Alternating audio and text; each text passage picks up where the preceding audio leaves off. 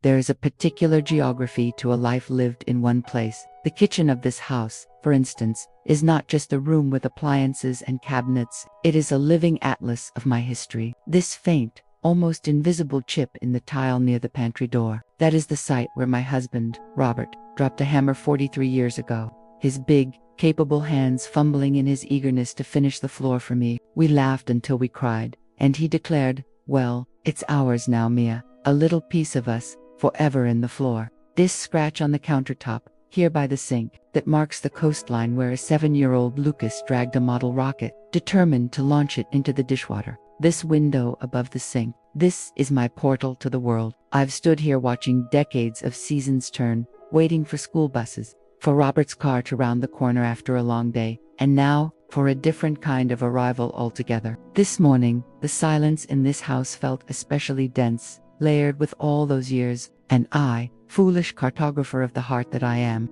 decided to try and fill it with the only magic I had left, the scent of cinnamon and brown sugar. I was baking my son Lucas's favorite. It was an incantation, a mother's desperate alchemy, an attempt to conjure the ghost of the boy he used to be, from the flour, butter, and memory. I was building a bridge, you see, across a chasm that had grown so wide and so dark, I could no longer see the other side. I didn't know, as I slid that first perfect batch from the oven, that by the time the sun set, the very air in this sacred room would taste like ashes and betrayal, and that the sweet, comforting aroma would forever be the scent of an ending.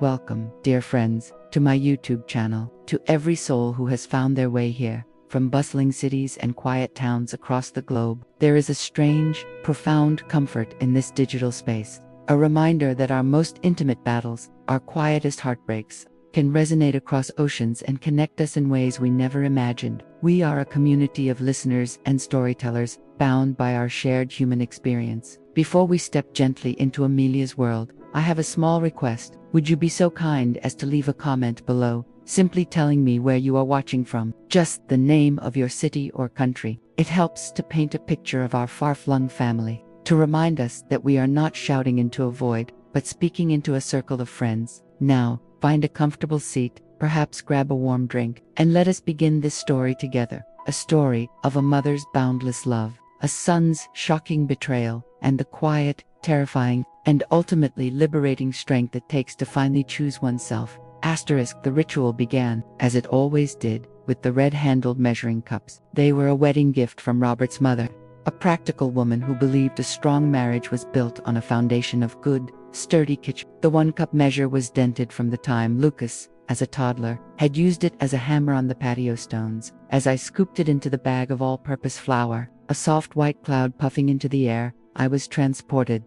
It was a Saturday morning. Lucas, no more than 4, was perched on a stool next to me, his small feet swinging, a dusting of flour already on his nose. "Can I stir, Mommy? Can I?" His eyes, the color of rich earth, were wide with excitement. I handed him the wooden spoon, my hand guiding his small one, showing him the gentle folding motion. "Like this, sweetheart. We don't want to scare the air bubbles away."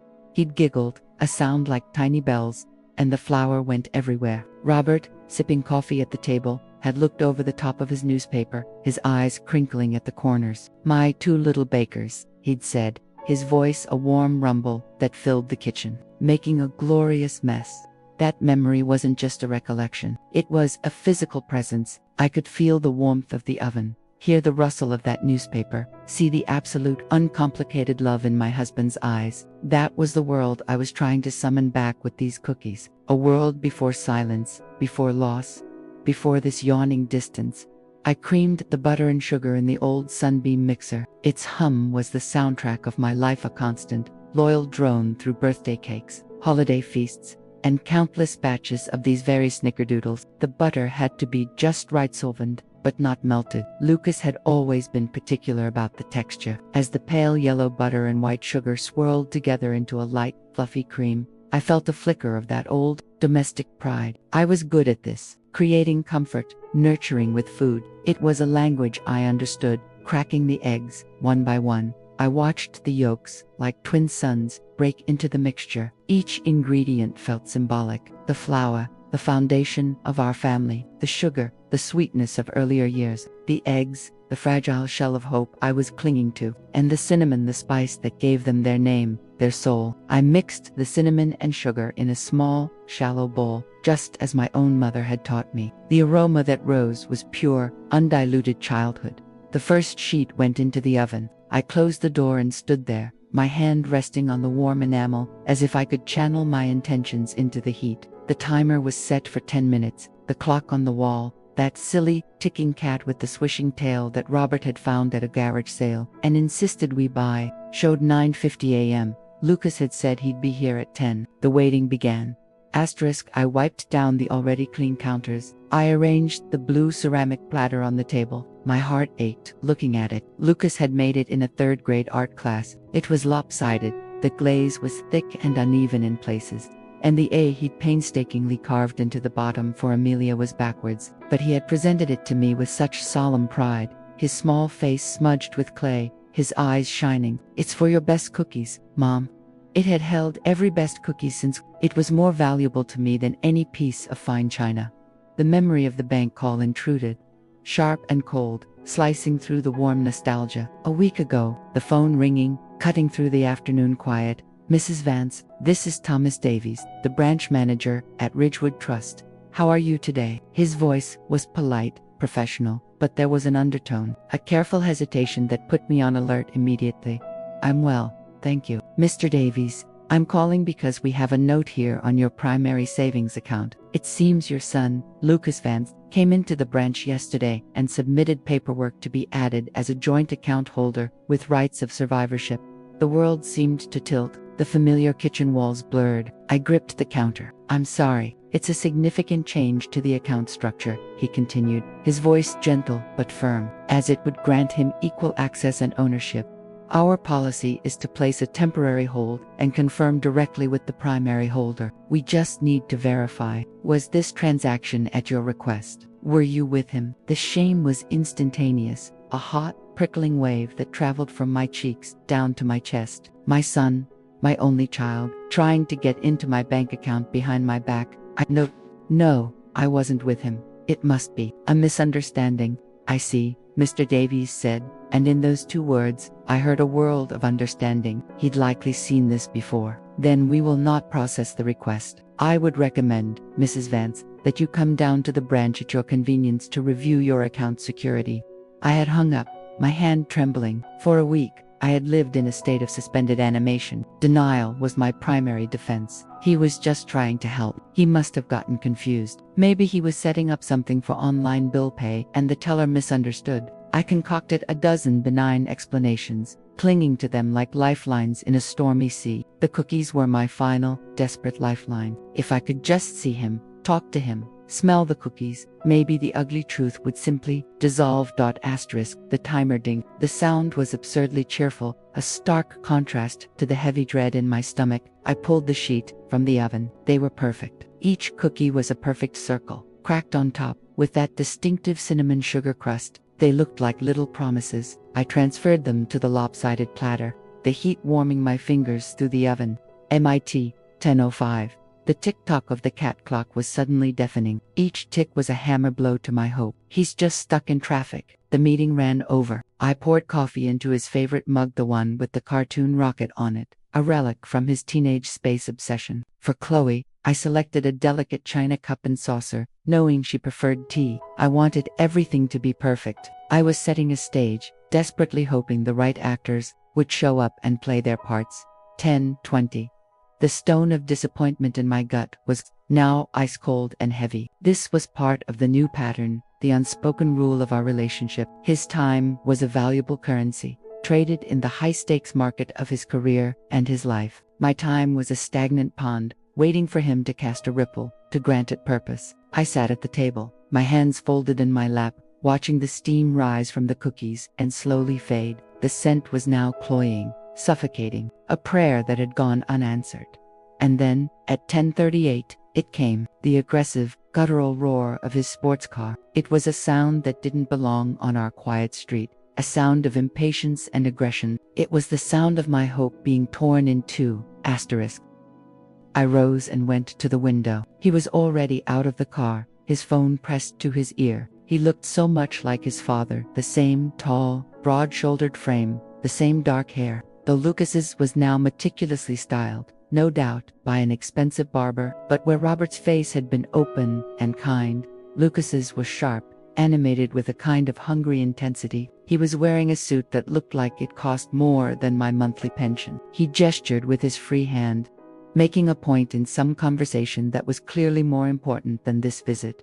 Then, Chloe emerged. My daughter. She was like a creature from another planet, one where everything was polished, curated, and cold. Her blonde hair was a flawless sheet, not a strand out of place. Her camel coat was cinched at the waist with a leather belt, and her high heels clicked decisively on my asphalt driveway. As she walked towards the house, her eyes performed a quick, dismissive scan of my front garden, my porch, my front door. There was no warmth in that look, only assessment. She was evaluating the property. My home, the place that held every memory of my life, was, to her, a piece of real estate, an obstacle. The front door opened without a knock. He'd done that since he was a teenager, but back then it was accompanied by a shouted, "Mom, I'm home," and the thunder of footsteps. Now, it was a silent assumption of access. "Mom, you in here?" His voice was too loud for the room, an intrusion of the outside world. He filled the doorway, a whirlwind of expensive cologne and unchecked ambition. He leaned in, offering a kiss that was all performance, his lips aimed at the air beside my cheek,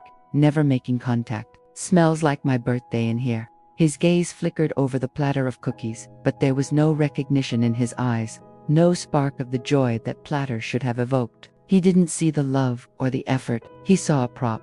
"I remember," I said, my voice sounding thin and fragile, like old parchment. "Snickerdoodles." I wanted to say more, to remind him of the little boy on the stool, of the flower on his nose, but the words stuck in my throat. Instead, a quieter, sadder truth escaped. Still baking, still breathing, still existing. It was a summary of the small, contained, waiting life he believed I led.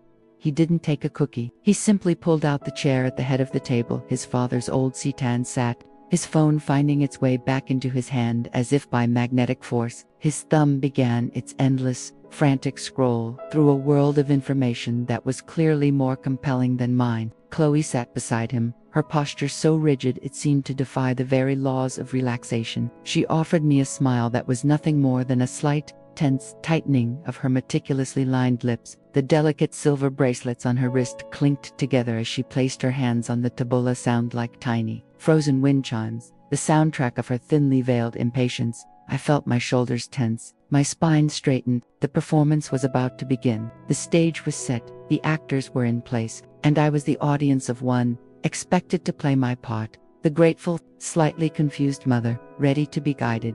"So, listen, Mom," Lucas began, finally placing his phone face down on the table with a definitive, impatient tap. "I've got something important to talk to you about."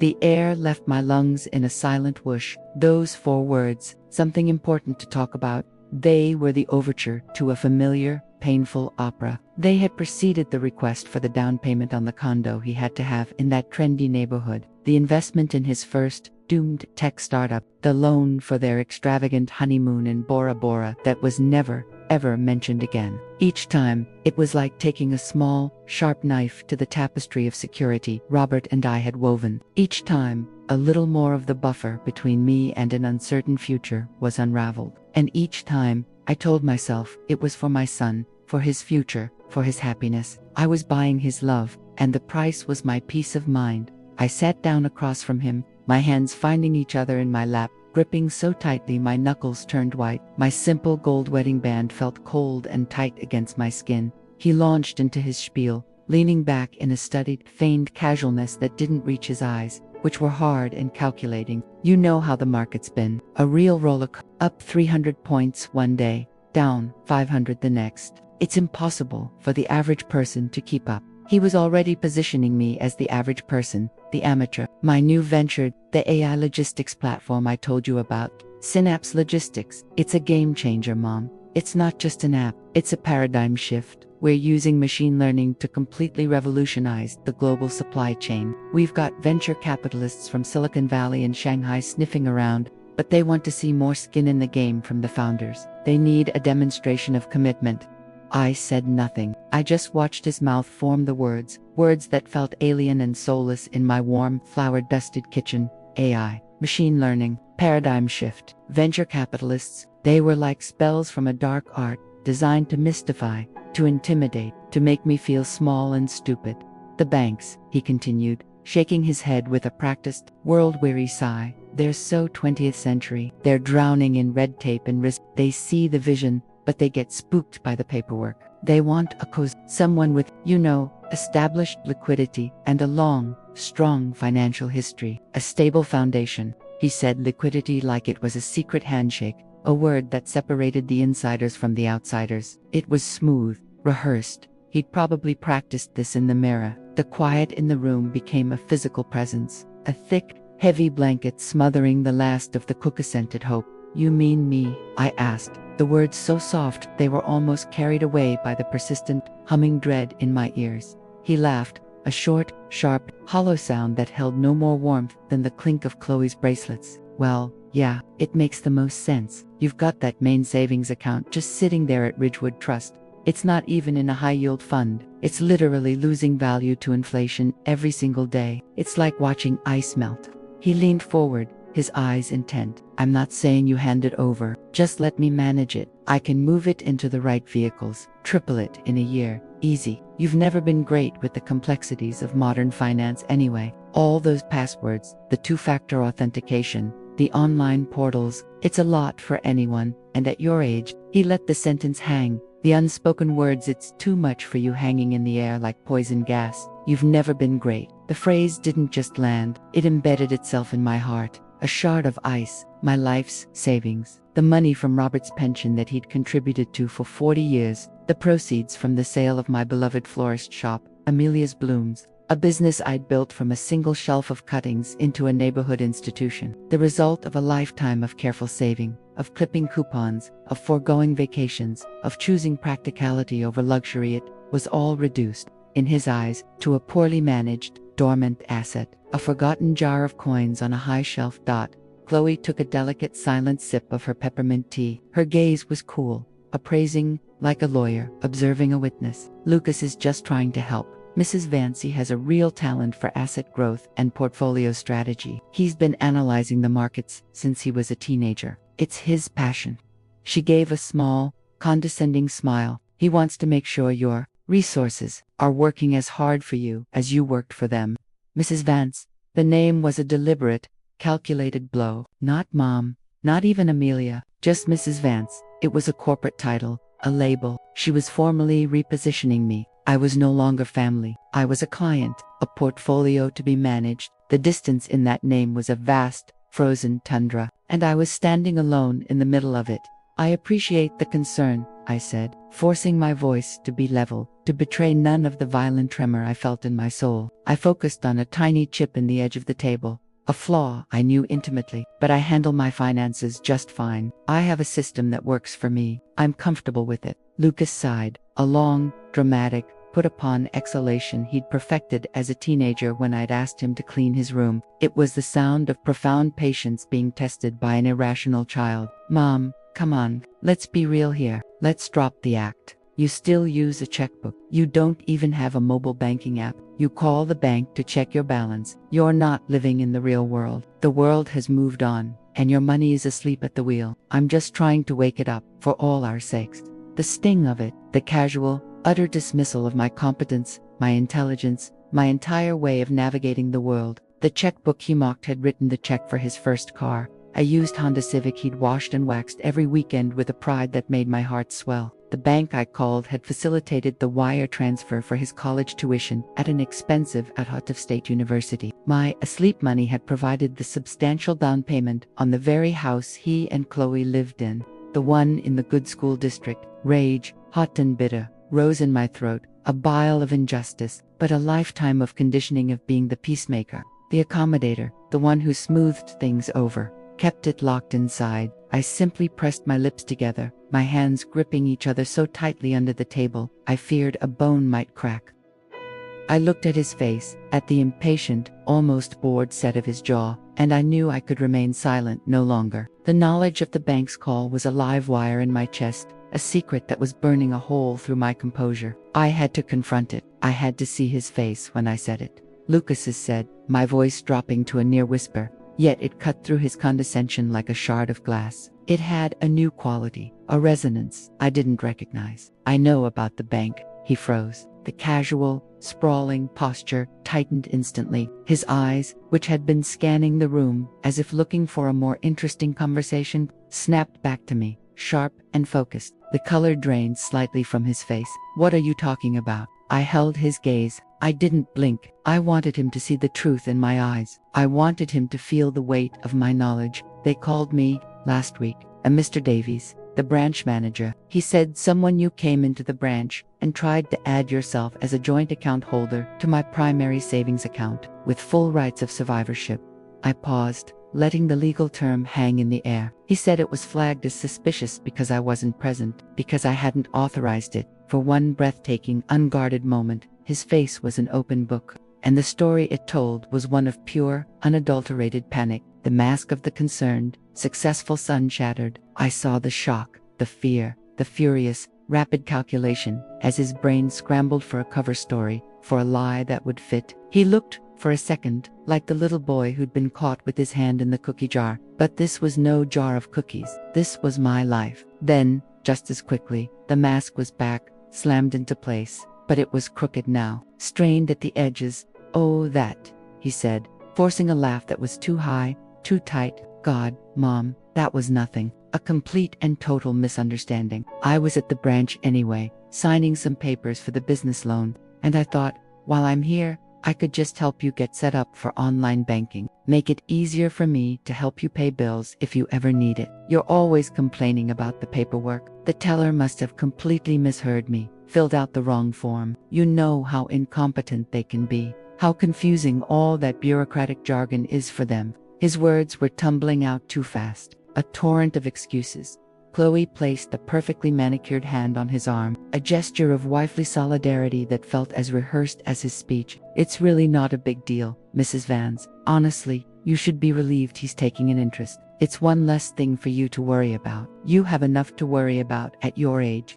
At your age. The words landed like a judge's gavel, toxic and final, a verdict, a life sentence of irrelevance. I looked at them, these two beautiful, entitled strangers sitting at my kitchen table, surrounded by the ghosts of birthday parties and holiday dinners and 1,000 ordinary mornings, and I felt something deep within me break cleanly in two. It wasn't a messy, emotional fracture. It was a clean, surgical severance, the last, frayed thread of hope I'd been clinging to, the hope that he was still my boy, that he cared for me, not just for what I could provide, snapped with an almost audible ping. Lucas stood up, unable to contain his agitation any longer. The chair scraped harshly against the tile. He began to pace the short length of my kitchen, his hands chopping the air to emphasize his points, his movements jerky and uncontrolled. Look, Mom, you can't take this personally. This is just business. This is about being smart. I'm trying to be proactive here, to make sure our family's assets are protected and growing. We have to be prepared. We have to get things in order. You know. He stopped and looked at me,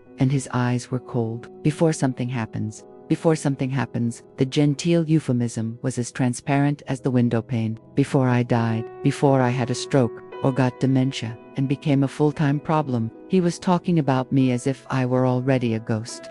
A liability that needed to be managed and contained before it caused an inconvenience. I felt my heart beat, not in a panicked, fluttering rhythm, but in a slow, steady, determined drumbeat, thump, thump. It was the sound of a door closing deep inside me, the sound of a drawbridge being raised. It was the start of a war I never, ever wanted to fight. Lucas, I said. My voice was quiet, but it had a new, terrifying quality, a core of forged steel. It was so unlike my usual, placating tone that it stopped him dead in his tracks. He turned to look at me, his confusion evident. Sit down, I said. It wasn't a request. It wasn't a plea. It was a command from a place of authority I had forgotten the first possessed. It was the voice of the woman who had run a business, who had balanced the books, who had raised a child and buried a husband. It was the voice of Amelia Vance, not just Mom. He blinked, thrown completely off balance. The wind went out of his sails. Slowly, hesitantly, he pulled out the chair and sat. His eyes wary and confused, like a predator who suddenly finds the prey has grown fangs. "You think I don't understand money," I began, my voice still low but now clear and sharp as a shard of ice. "You think because my hair is gray, and I prefer the tangible weight of a checkbook to the ephemeral glow of a touchscreen, that I've lost my mind, that I'm weak, that I'm a simpleton who can't comprehend the great, complex mysteries of your world." I leaned forward slightly, my gaze locking with his. "Let me be very, very clear. I know, to the penny, what I have in that account. I know the exact interest rate, which, for your information, is pathetic. I know the monthly maintenance fees, which I have argued down twice. I know the transaction history for the last 5 years. I know that I withdrew $5,000 on April 12th to pay for your father's headstone. I know that I transferred $15,000 to you on June 5th, 2 years ago, for what you called a can't-miss opportunity. I know exactly what I have, and I know, with a certainty that chills me to my bone, exactly what you've been trying to do." He opened his mouth, his face flushing with a mixture of anger and profound embarrassment, ready to launch another volley of excuses, to gaslight me, to tell me I was confused. But I raised my hand, a simple, slow, deliberate gesture, my palm facing him, and it held a power that silenced him completely. It was the power of a line being drawn in the sand, a line he was not permitted to cross. "Don't," I said, the word final and absolute. It echoed in the silent kitchen. Not another word, not another excuse, not today. The room fell into a silence so profound and heavy, I felt the pressure of it in my ears. Even Chloe seemed to have stopped breathing. She was staring at me, her phone forgotten in her lap, her expression one of sheer, uncomprehending shock. She had never seen this version of me. I had never seen this version of me. I let the silence stretch. I savored it. It was mine now, not theirs. I looked past them, out the window to the old oak tree in the backyard. Its branches were a complex, dark lacework against the gray sky. I remembered a small boy in a red sweater, climbing those branches, his voice ringing with fearless joy. "Look at me, Mom. I'm the king of the world." He'd look at me then as if I held all the magic and all the answers, as if my mere presence could keep him safe from any fall. Now he looked at me as if I were a faulty lock on a door he was desperate to open, an inconvenient puzzle he couldn't solve. I could almost feel Robert's presence then, not as a vague memory, but as a tangible warmth at my shoulder. I could hear his voice, not as an echo from the past, but as a clear, steady whisper in my ear, as if he were standing right behind me. "They'll mistake your kindness for weakness, Mia. Don't you ever let them. Your soft heart is your greatest strength, but don't you dare let them think it's a welcome mat for their boots." He'd told me that when we were young, when Lucas was just a baby sleeping in my arms, when our lives were about building a future filled with love, not defending the ruins of one from our own blood. I turned my gaze back to my son. The man he was now had completely eclipsed the boy he had been. The loss was a physical, crushing weight on my chest. "Do you remember?" I asked, my voice softening despite my iron resolve, the memory making it gentle, "when you were 14, and I sold the florist shop, Amelia's blooms." Lucas frowned, his brow furrowing in genuine, annoyed confusion. The memory was clearly an inconvenience, an irrelevant piece of ancient history. Vaguely, yeah, I guess. It was that little place with the green awning. "What about it?" I sold it, I said, each word a heavy, carved stone I was placing carefully on the grave of our relationship. "To pay for your tuition at Crestwood Academy, after your father passed. The public schools here were struggling. They were cutting the gifted programs, and you were so bright, so restless, so full of potential. We wanted to give you every opportunity, every advantage Robert would have wanted for you."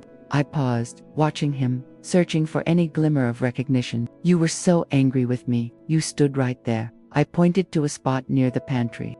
"Your face red and tear-streaked, and you shouted, 'That was your dream, Mom. You loved that place. You built it. One day, I'll buy you a whole greenhouse, I promise, full of the most expensive, most beautiful orchids in the world. You'll never have to sell anything again." My voice cracked on the last word. He shifted in his chair, his eyes darting away from mine, focusing on a spot on the wall behind me. The memory was clearly uncomfortable, a sentimental, foolish ghost he had no time for. "That was a lifetime ago, Mom. Kids say things, they don't know what they're talking about." "Yes, I whispered, the fight draining out of me, replaced by a bottomless, weary sorrow that seemed to reach down into the very earth beneath the house.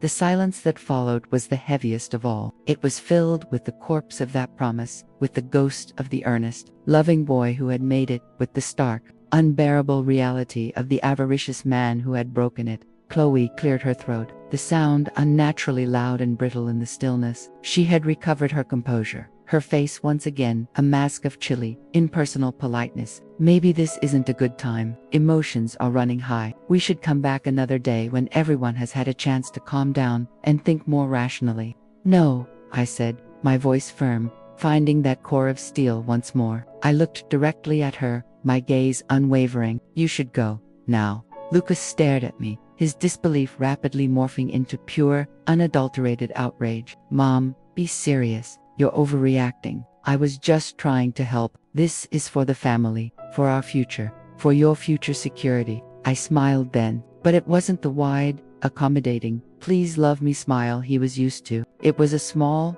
quiet, and utterly final thing, a smile that held no warmth, only the cold, clear light of resolve. It was the smile of a woman who had already made her decision.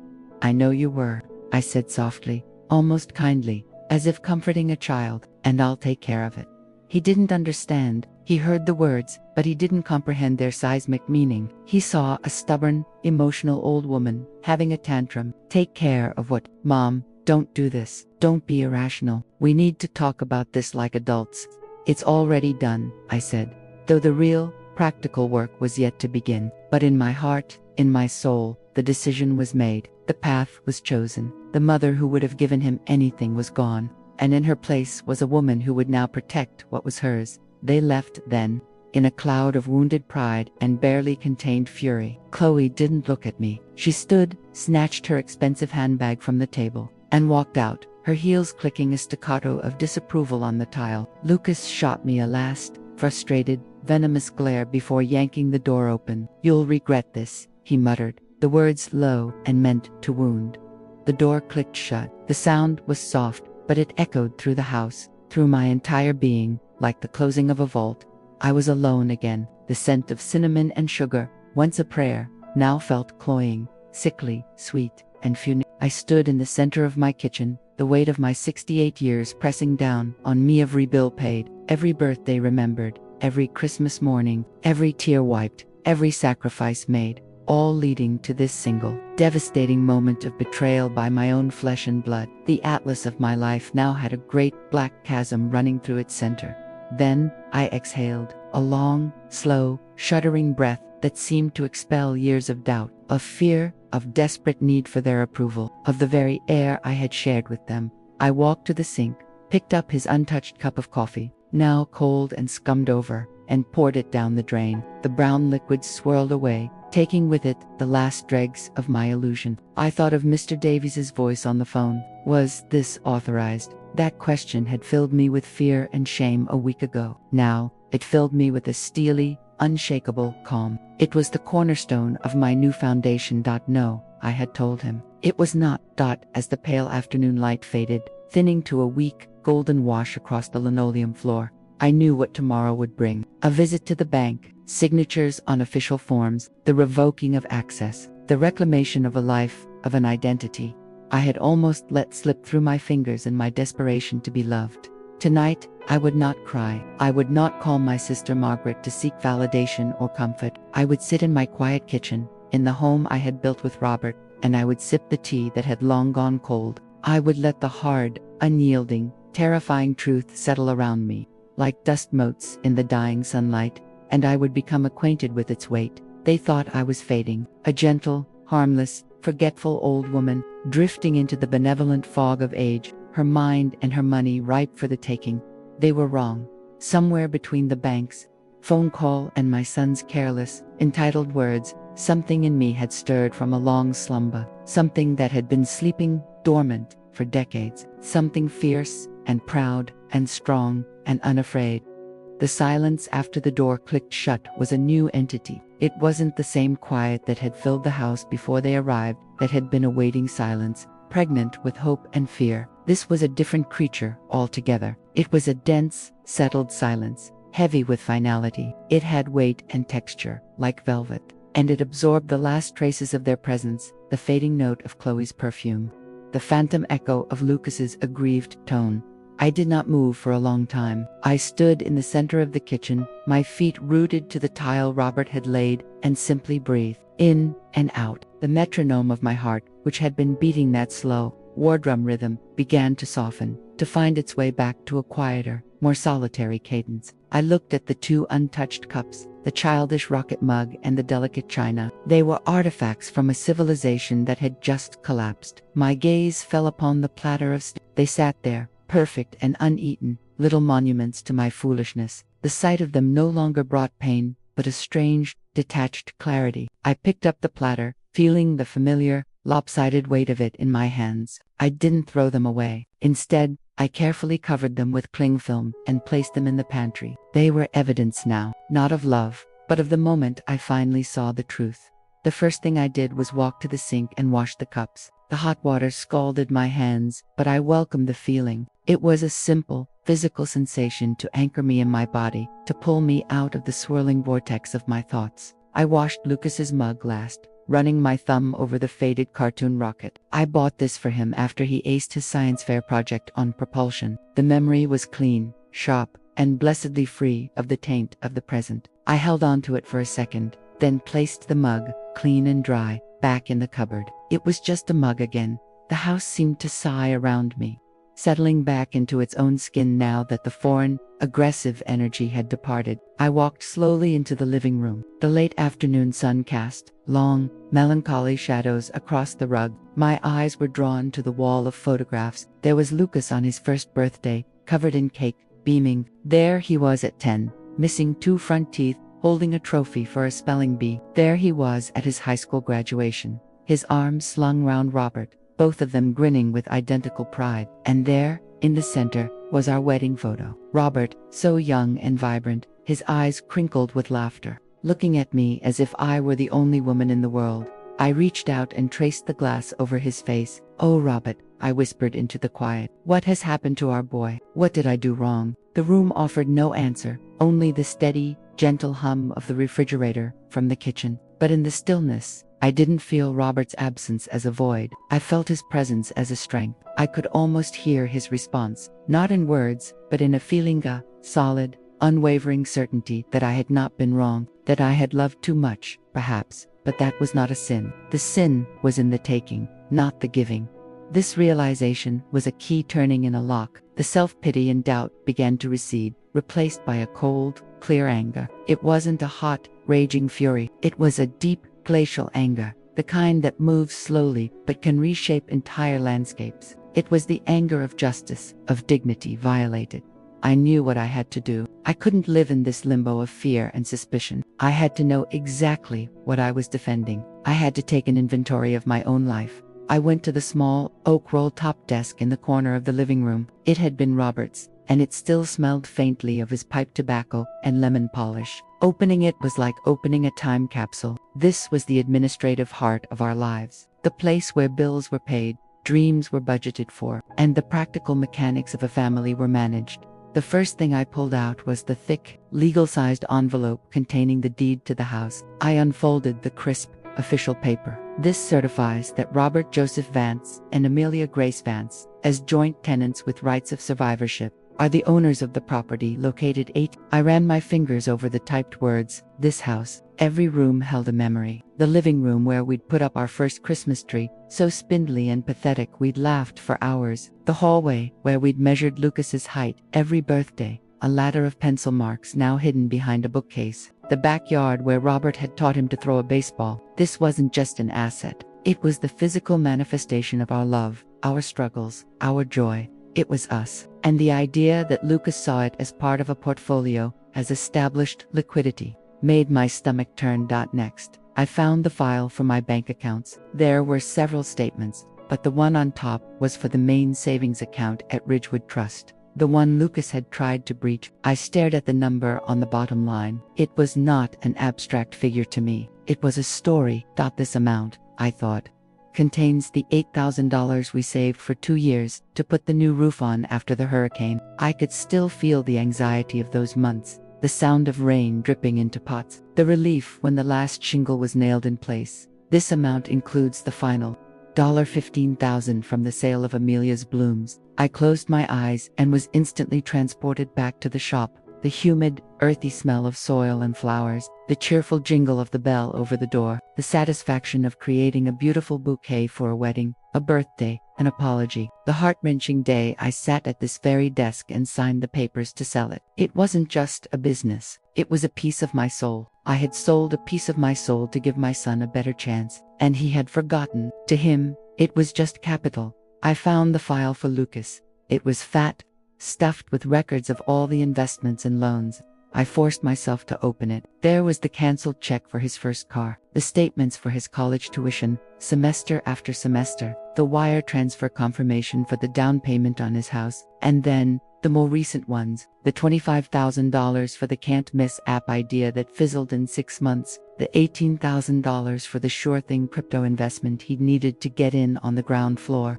He'd always presented these requests with such fervent optimism, such certainty, that my desire to believe in him, to support his dreams, had overridden my own nagging doubts. Looking at them now, laid out in the cold, hard light of hindsight, they looked like what they were, a systematic draining of my resources. Enabled by my love, as I sifted through the papers, I wasn't just looking at numbers. I was conducting an archaeology of my own life. Each document was a stratum, a layer of time. The deepest layers, from when Robert was alive, were solid, built together. The layers from after his death were shakier, marked by grief and the single-minded focus of providing for my son. The most recent layers were fragile, marked by desperation and this new, chilling avarice. The anger inside me began to cool and harden into something else, resolve. It was no longer an emotion. It was a plan, a purpose.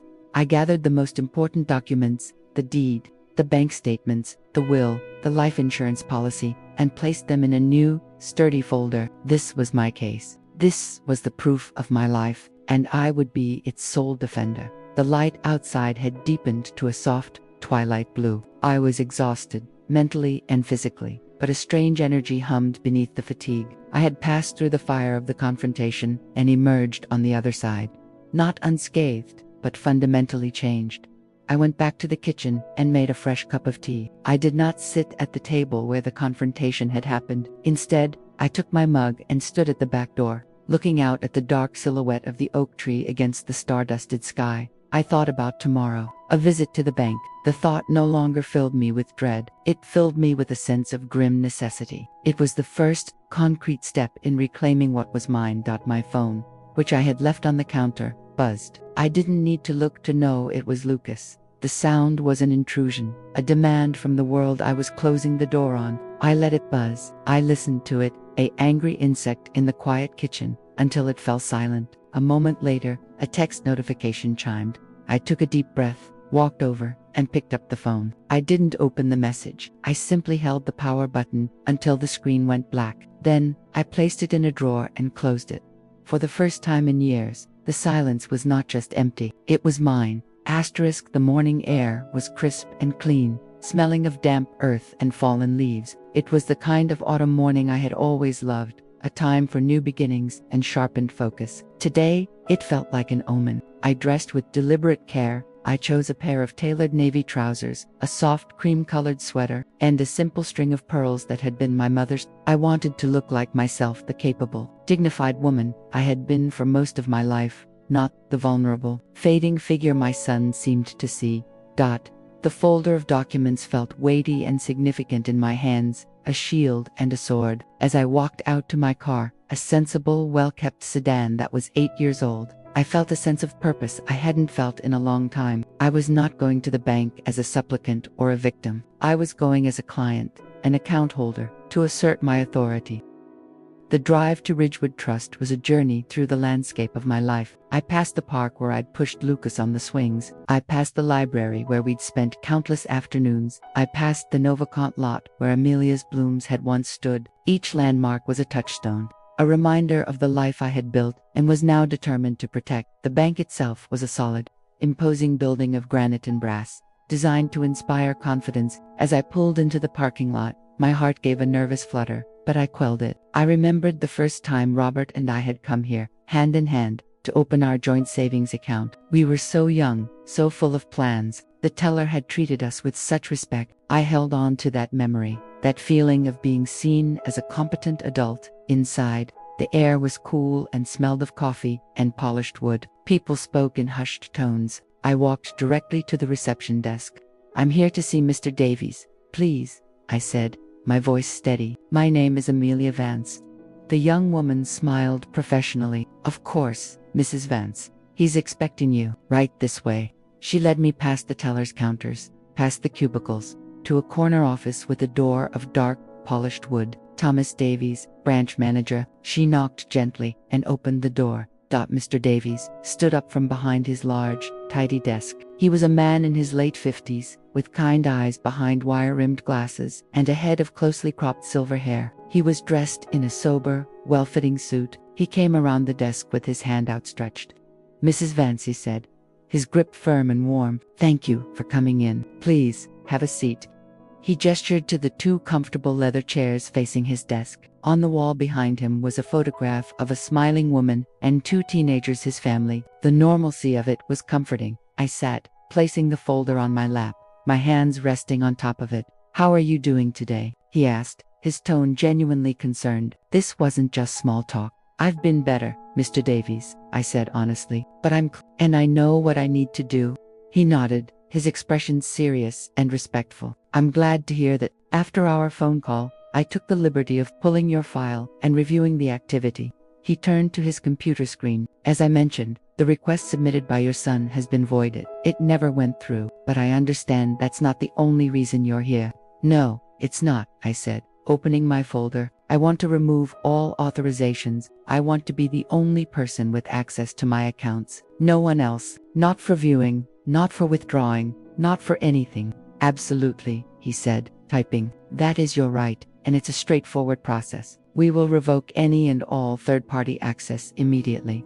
He looked at me. "This includes the trust fund, I assume?" I hesitated. "The Lucas Vance Family Trust. We had set it up when he turned 5.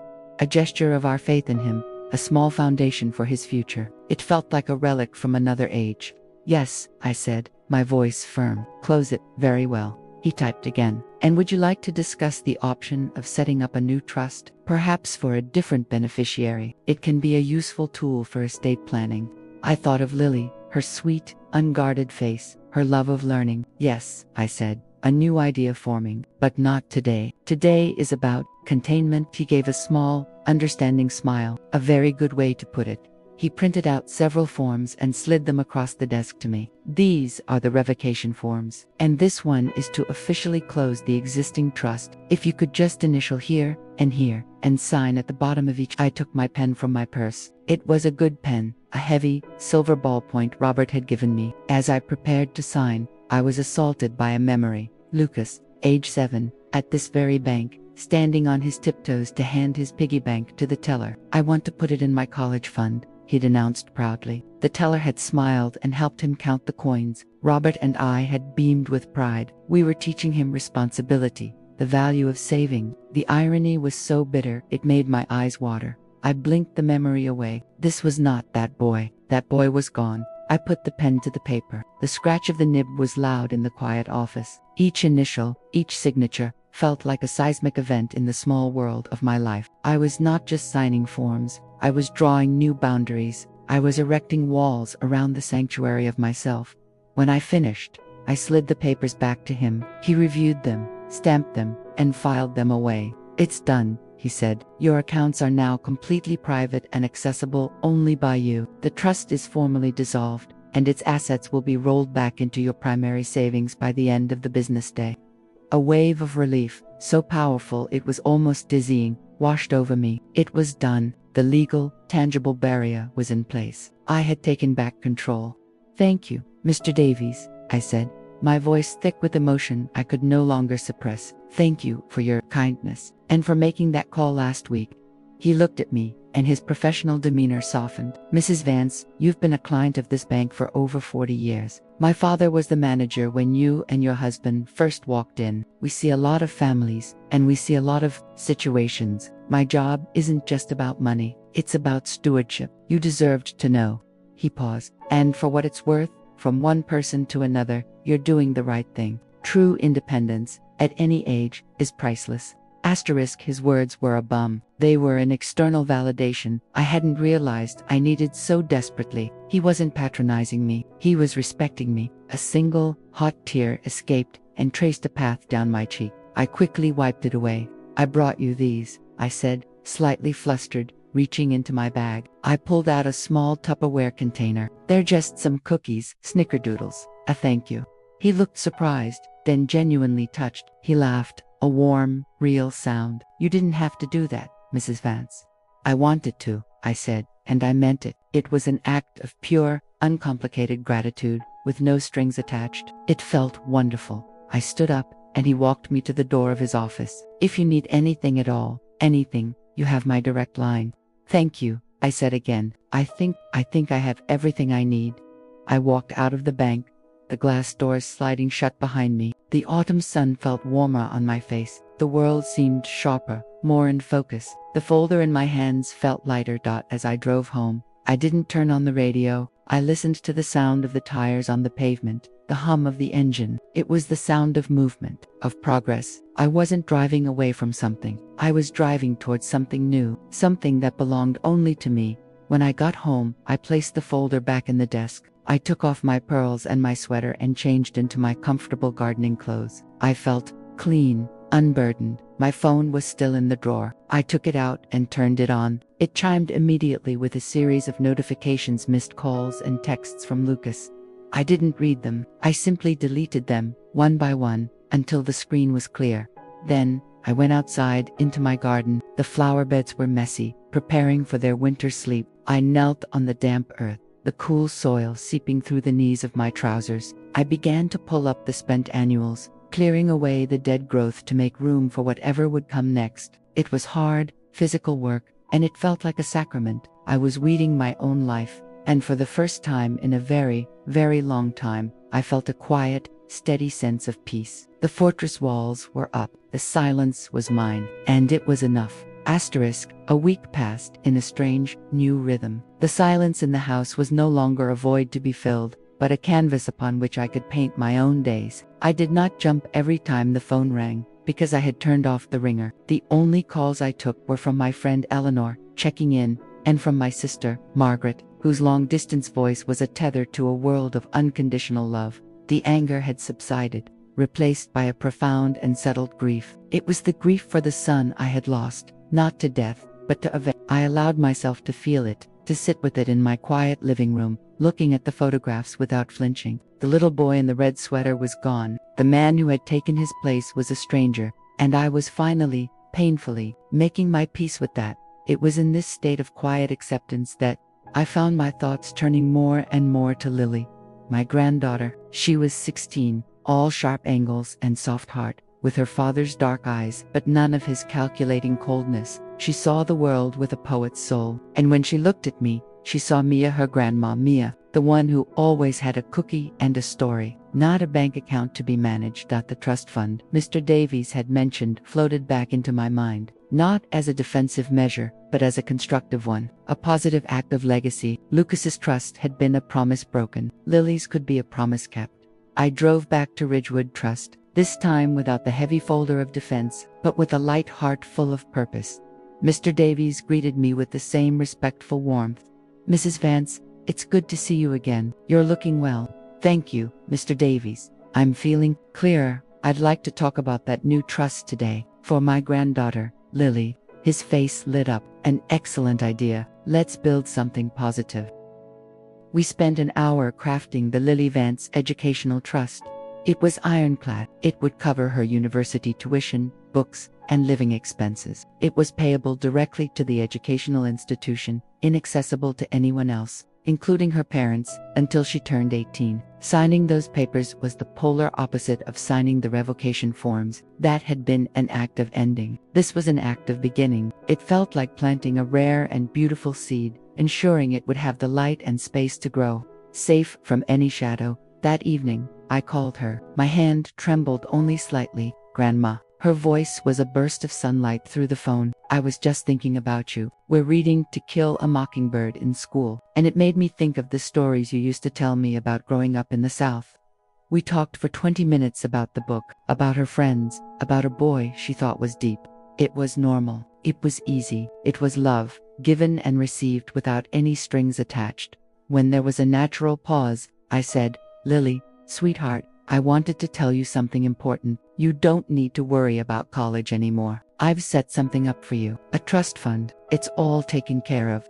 There was a long silence on the other end of the line, so long I thought the connection had been lost. "Lily," her voice was a choked whisper. "Grandma, what? Why? You shouldn't have. That's your money." "Exactly," I said softly, my own eyes filling with tears, but this time they were tears of pure, unadulterated love. "It's my money, and I can't think of a better use for it than investing it in you and your future. You see me, Lily, you always have, and I see you. This is just my way of saying I believe in you."